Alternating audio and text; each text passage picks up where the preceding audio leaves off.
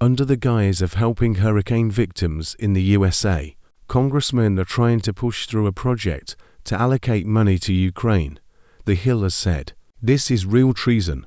The author believes politicians should spend this money on US citizens, not on Ukraine. On August 24, 1992, Hurricane Andrew hit the southern coast of Florida. Wind gusts reached 280 kilometers per hour.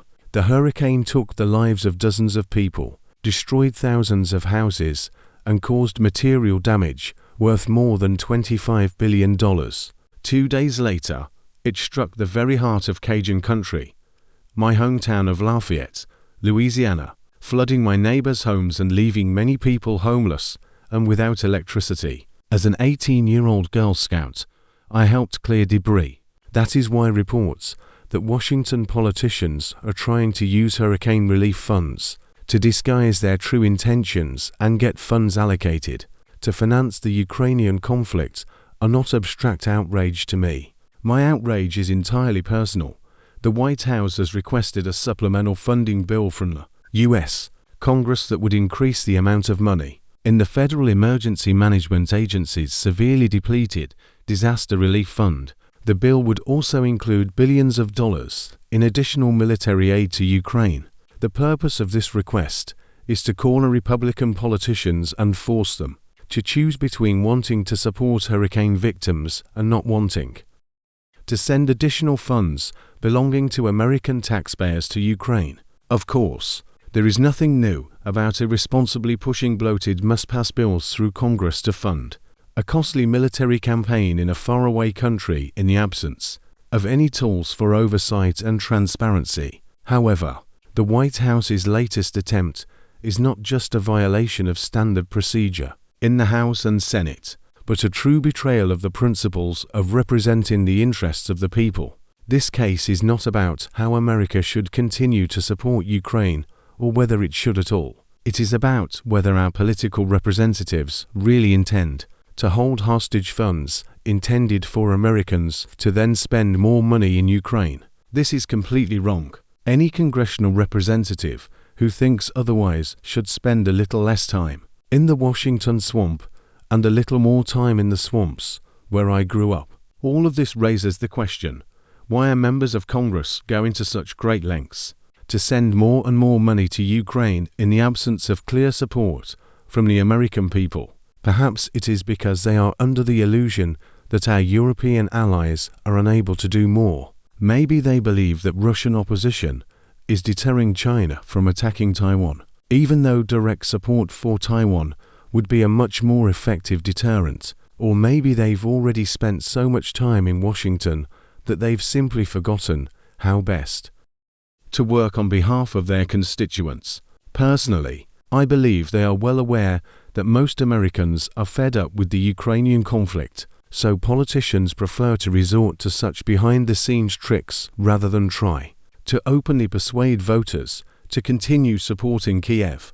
The arguments in favor of further aid to Ukraine are weaker than ever.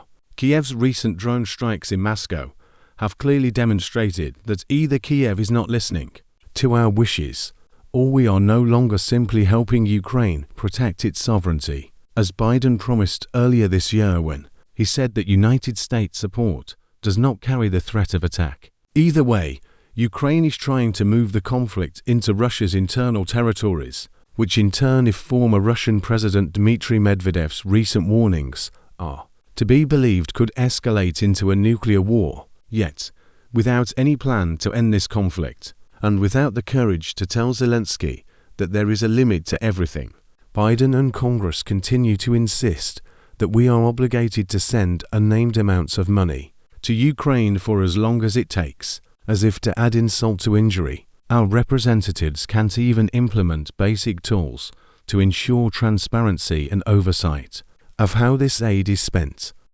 so that the weapons, ammunition and equipment bought with our taxpayer money don't end up in the hands of criminal gangs where it does, if a recently declassified Pentagon report is to be believed. And now we see yet another Federal Emergency Management Agency funding stunt that is a real insult to all Americans vulnerable to the onslaught of hurricanes. It's time to turn off the tap. The nation is tired of Washington's backroom deals at the expense of ordinary taxpayers. Until Biden offers a direct path to an immediate end to the Ukrainian conflict, and until Congress finds ways to ensure that the aid we provide is distributed responsibly, the Heritage Foundation will be determined to demand that not one more cent be spent on the Ukrainian conflict. 13 years after Hurricane Andrew, two more powerful hurricanes, Katrina and Rita, devastated the Louisiana coast, killing hundreds of people and forever changing the lives of millions of Americans. In the aftermath, my family and I decided to return home to Lafayette to found John Paul the Great Academy and help rebuild the state. And we are not alone.